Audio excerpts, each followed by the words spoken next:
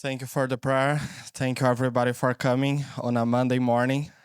I know how hard this can be. I promise I won't be that long since I don't like Monday mornings as well. But uh, I'm going to read a text with you guys from John 11. And I'm going to ask, I liked what Ty did with us. Like, when he read the passage, we always stand up. Can we do this, please? One for reverence from from the word, and second, so you guys can wake up. Am I the holy version? I don't know. I'm a good one.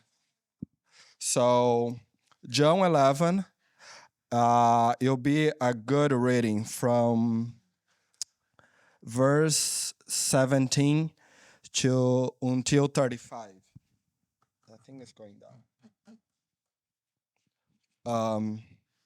Did everybody find it? John 11. So when Jesus came, oh, are we gonna read all together? We can. Oh, that's what you asked. You guys can follow or read with me. All right, let's read all together. So when Jesus came, he found that he had already been in the tomb 4 days. Now Bethany was near Jerusalem, about 2 miles away, and many of the Jews had joined the woman around Martha and Mary to comfort them concerning their brother. Now Martha, as soon as she heard that Jesus was coming, went and met him, but Mary was sitting in the house. Now Martha said to Jesus, Lord, if you have been here, my brother wouldn't have died. But when now I know that whatever you ask of God, God will give you. Jesus said to her, Your brother will rise again.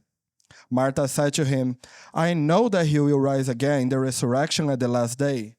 Jesus said to her, I am the resurrection and the life. He who believes in me, that's so cool. And when she had said these things, they went, uh, she went her away and secretly called Mary her sister, saying, The teacher has come and is calling for you. As soon as she heard that, she arose quickly and came to him. Now Jesus had not come yet into the town, but was in the place where Martha met him. Then the Jews who were with her in the house and comforting her, when they saw that Mary rose up quickly and went out, followed her, saying, She is going to the tomb to weep there. Then, when Mary came to Jesus and saw him, she fell down at his feet, saying to him, Lord, if you have been here, my brother wouldn't have died. Therefore, when Jesus saw her weeping, and the Jews who came with her weeping, he groaned in his spirit and was troubled. And he said, Have you, yeah. Then, then said to him, Lord, come and see. And Jesus wept. So, Jesus, thank you so much for today. Thank you so much for my friends. Thank you so much for this group, God. And we're going to talk about how to have intimacy with you. Father, I ask that after this teaching, we're going to be able to get a little more close to you and understand your heart a little better. So thank you for everything. In your name I pray. Amen. Wow. Hope this won't go down.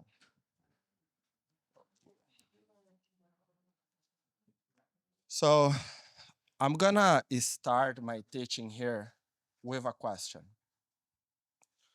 Have you ever felt really close to someone?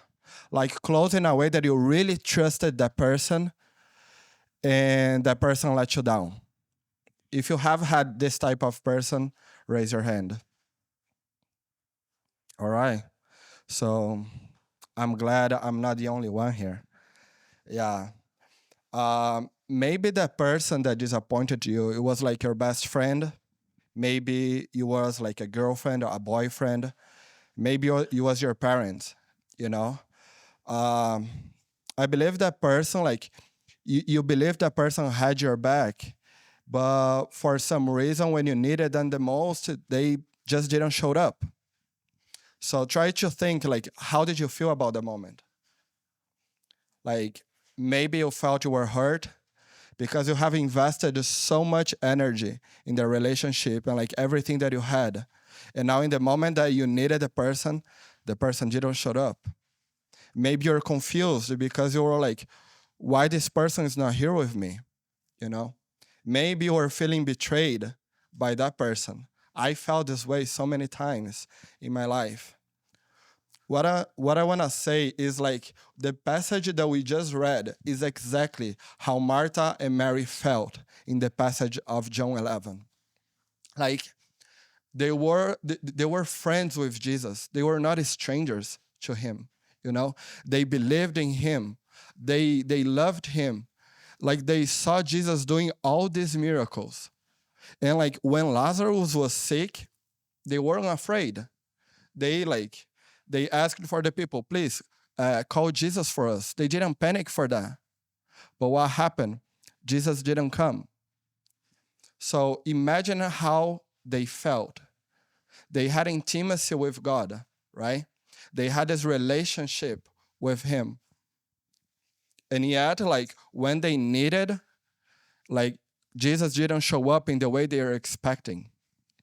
And maybe like I just want to share, maybe some of us here right now, like maybe we have been praying, we have been asking God, like, God, I have been praying, I have been fasting, and like, where are you here? Because I'm not seeing a breakthrough in my life. And I need you so much, and it feels like so distant. You feel so distant from me. So today I really want to talk about intimacy. Because intimacy is not just knowing about God, it's about who God is walking with him and really like trusting even when we don't understand things. So if you want to take notes, I'm going to give you 3 points.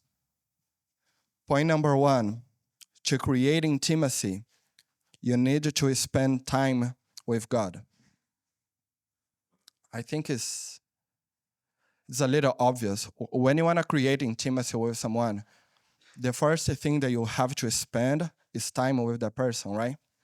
So when we come to the verse 3, a little before that we read the passage, when Martha and Mary send a word to Jesus, Lord, the one you love is sick. That's how they send a message to Jesus. Like the catch here is like, did you realize they said like the one that you love? They didn't say like Jesus, the one that love you. They said Jesus, the guy that you love, he's sick and he needs you. You know, um, they know, they know that Jesus loved Lazarus. They know that Lazarus wasn't a random person to Jesus. They know how much time they spend together. And let me tell you, like, the closeness that they had didn't happen overnight. I cannot even imagine, like, how many nights and how many days they spent time together. They were on the table, breaking bread, eating, laughing, smiling, crying with the challenges of life, you know? What I need you to understand is that intimacy doesn't happen by accident. You have to be intentional with it. Like, let me ask you, like, imagine if you have like your best friend and you just talk to that person once a month. How much like the relationship will grow? Or if you have like a girlfriend or a boyfriend and you just text that person only in the moments that you need something, do you think like the relationship will last long? Yeah, I don't think either. But like, isn't that funny that how many times we do this with God? Like we just talk to him in the moments that we need him. You know, we just talk to him the moments that we are really feeling like crushed by life, like things in life are getting really hard, and then we wonder like why he feels so distant from us. So one thing that I want to say, like intimacy really requires time. If you want to know God deeply, you have to spend time with him. You need to stay in prayer, reading his word, and just like being in his presence. Because like knowing him in an intimate way, you're gonna know that he's more like you're just not gonna know what he does, but who he is for you. So my point number two would be intimacy with God doesn't mean entitlement. Martha and Mary, like they had a relationship with Jesus. And because of that, they were expecting him to show up in their way. If you see on the verse 33, if I'm not wrong, when Jesus finally arrived 4 days late, Martha ran to him and said, Lord, if you have been here, my brother would not have died. Like, I'm just reading like with no emotions. But now imagine like you are in Bethany and you spend time with this guy. You loved him and you know that he could do the miracle for your brother. And now you're just in the tomb like watching your brother dead. And he comes to you. Do you think like she was calm? Do you think she was, yeah, Jesus, if you would be here, like he wouldn't be dead? She was desperate. She was mad at him. You know, I don't think in that moment that she was speaking with Jesus, she was grieving because of his brother. She was disappointed with Jesus. Like, I imagine she thinking, like, Jesus, I was close to you. You know, I spent time with you. I dedicated my life to you. I gave you food. I gave you shelter. And that's the way that you pay me back? Really? Like, I'm just wondering, like, am I the only one that relate to this? You know, have you guys passed through this? In a moment that I'm gonna share some prayers that maybe you have praying too. God, I have been reading your word. I have been loyal. I have followed you, not counting the costs. And yet, you didn't give me the one thing that I have been praying for. God, I have been praying every day. I go to church every Sunday, and I don't even lose one service. So why am I still battling with anxiety? God, I have fasted for weeks. I have obeyed you. I have given everything that I have for you. So why am I still waiting for the breakthrough in my life? You know, like I just wonder that all of a sudden, like the relationship of intimacy just becomes a relationship of exchange, you know? Because God, I am doing all this for you. I feel entitled that now you're gonna give me what I want, you know? And now, like, we don't understand and we just deal with God in the same way that imagine if you know somebody really important, like the CEO of a company, or like, let's say, Donald Trump, right? Just for having the relationship, the networking by itself is gonna open doors for you, right? Like, you can have all the money that you want, that you have. And if you knock at the White House and say, "Hey, I wanna talk to Donald Trump," they're not gonna let you, right? But you can be really poor, but if you are really a personal friend of his, like this is gonna open doors for you. And sometimes that's how we treat God. He's the creator of the universe. He has power for everything. And because we have the relationship with Him, we feel entitled that now we can ask the stuff that we want in the way that we want in our own terms. And if He doesn't, we get mad at Him because of that. Isn't that funny the way that we treat God? In Proverbs 13:12 says, Hope delayed makes the heart sick, but desire fulfilled is a tree of life. I'm just saying this because I feel that like after so much waiting for God, we just become like bitter. We become colder. We become distant from God. Um, Let me share like this verse with you here.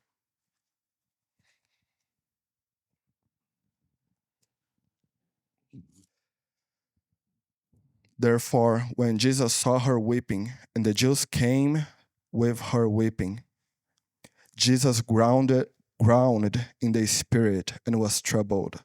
And he said, "Where have you laid him?" They said to him, "Lord, come and see." And Jesus cried.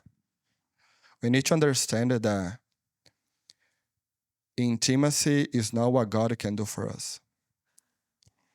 Intimacy is about knowing him even in the hardest moments. I'm gonna share a story like that happened to me in 2021.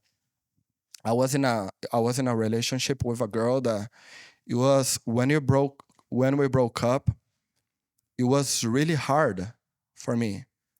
And in that moment I was far from God, and then I was, okay, God, like I give you my yes, I give you my everything. And after a certain point, like I was often praying. I was often watching sermons. I was always at the church. And I was praying for things that it was noble. I was praying for like the salvation of my friends. I was praying for people to be blessed. But I was never like coming to God and opening about my heart to him. And I feel like there was this night, it was like 2:30 a.m. and I was in my dorm. And I was praying because I couldn't sleep.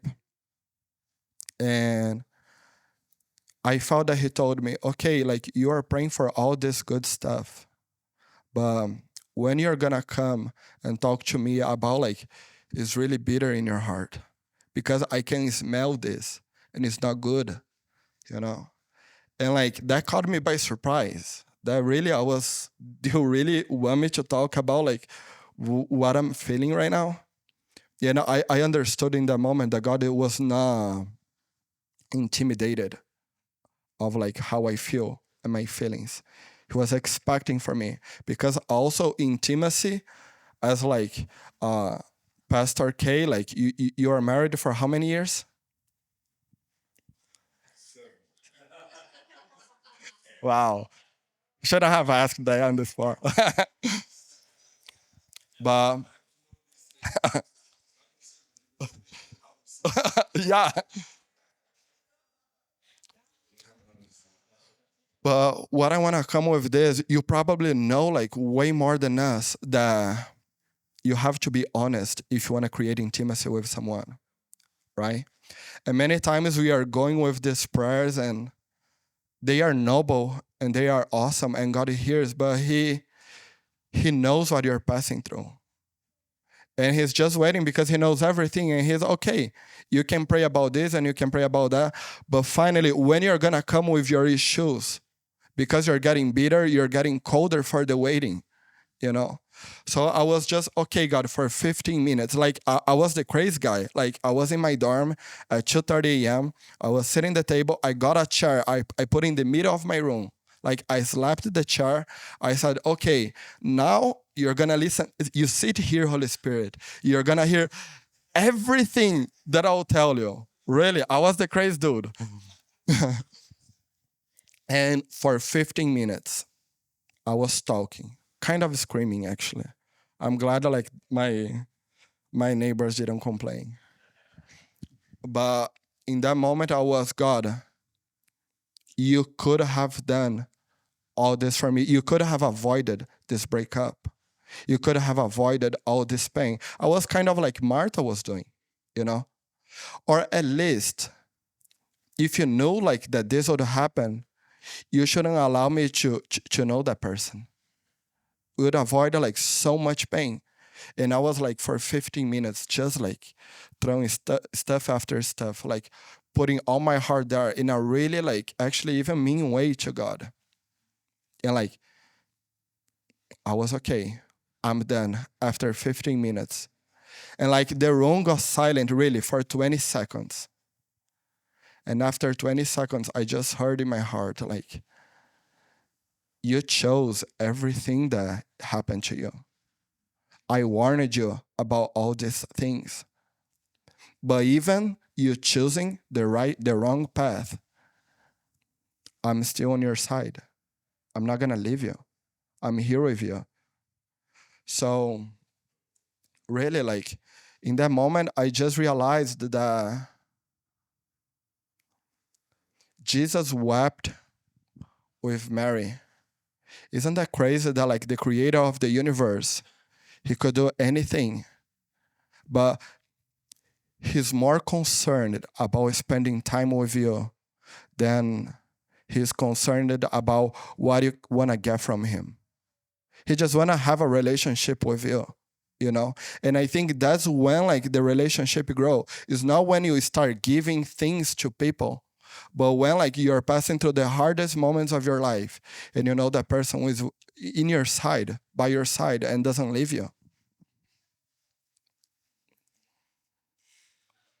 Um, so the question that I want to ask to you, like, will you trust him even when the things doesn't make sense? Even when the things doesn't happen the way that you expect? Point number 3. Intimacy requires trust.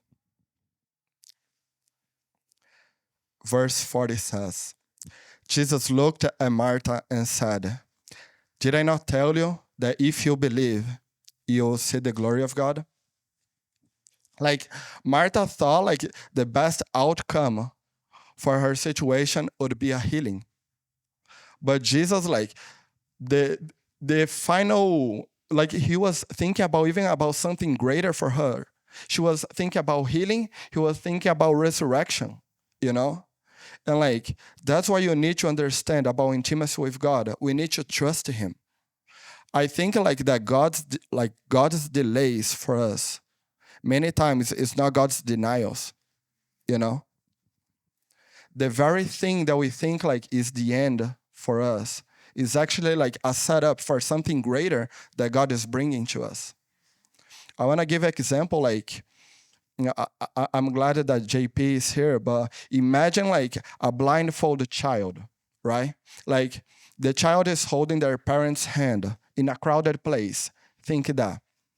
As long like as they feel the grip in the hand, like the child feels confident. She's not scared. But for the moment that the parent like loses the hold, not to abandon the kid, but to see the child will walk by itself, you know? But the parent is right there. The child hesitates, the child is unsure, even though like the parent didn't laugh. He's by the child's side. I feel that's how God grows our trust. Sometimes he allows us to walk through moments when we can feel like him closely. Not because he's not gone, but he wants to teach us that we can trust him even when you don't feel that he's there. And like maybe we are in that place right now. Like we may feel that God is stepping back from us, you know? But I just wondering like, what if God is not leaving you? What if God is preparing you for something greater? And in that moment, he's also growing your faith for this. That's what trust is. Trust brings intimacy, right? Isaiah 55, 8 and 9 says, for my thoughts are not your thoughts, neither are your ways my ways, declares the Lord. Like, you might not understand what is happening to you right now on the situations that it seems so hard. But I can tell you, like, one thing, like, to have intimacy with God, you don't have to understand. You just have to trust him.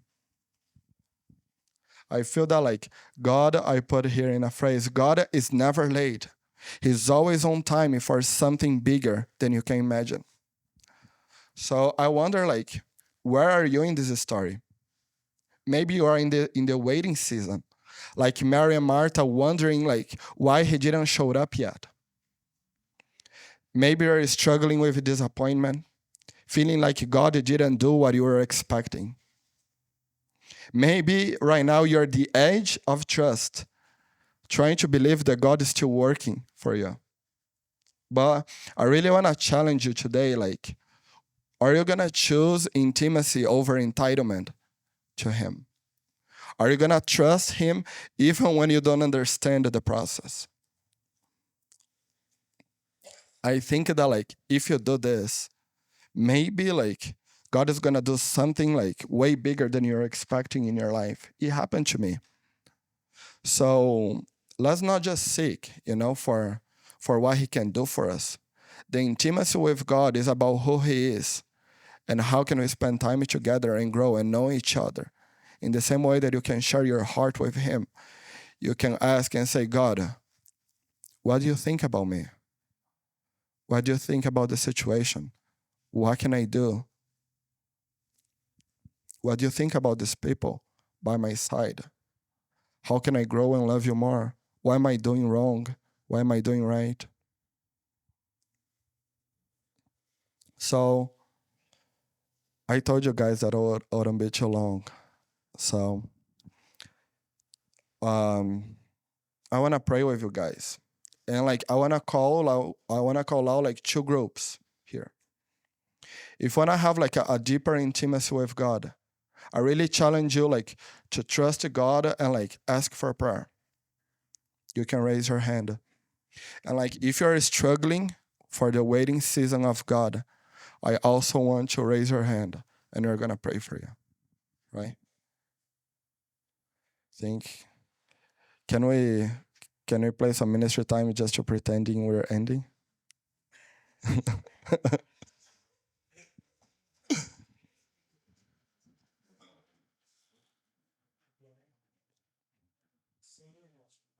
We don't have to sing.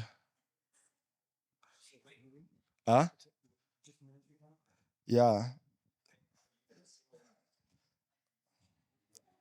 What song do you want?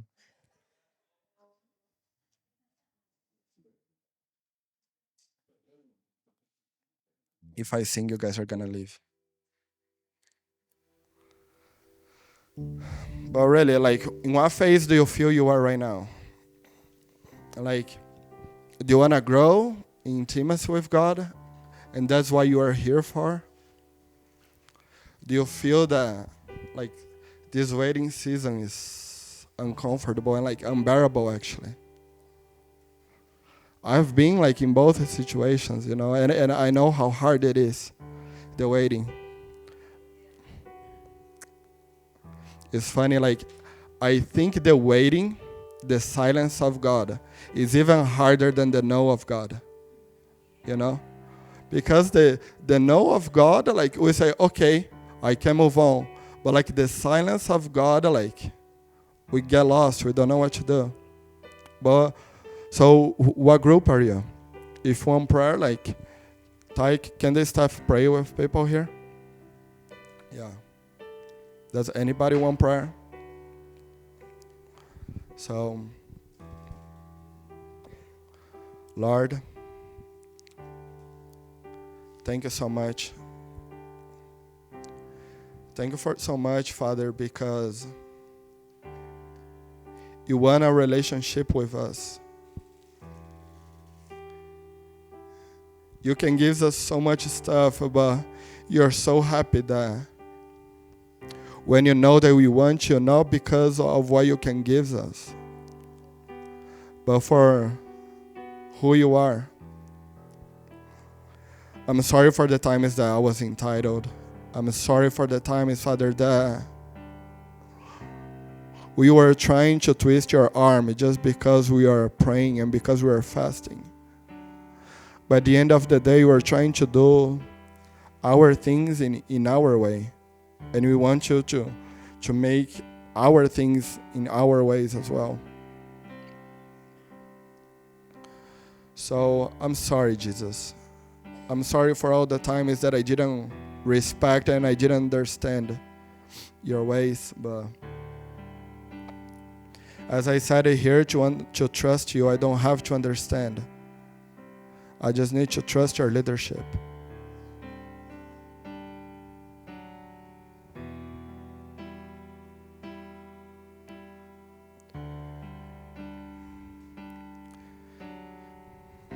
Is there anybody here that wants prayer for that?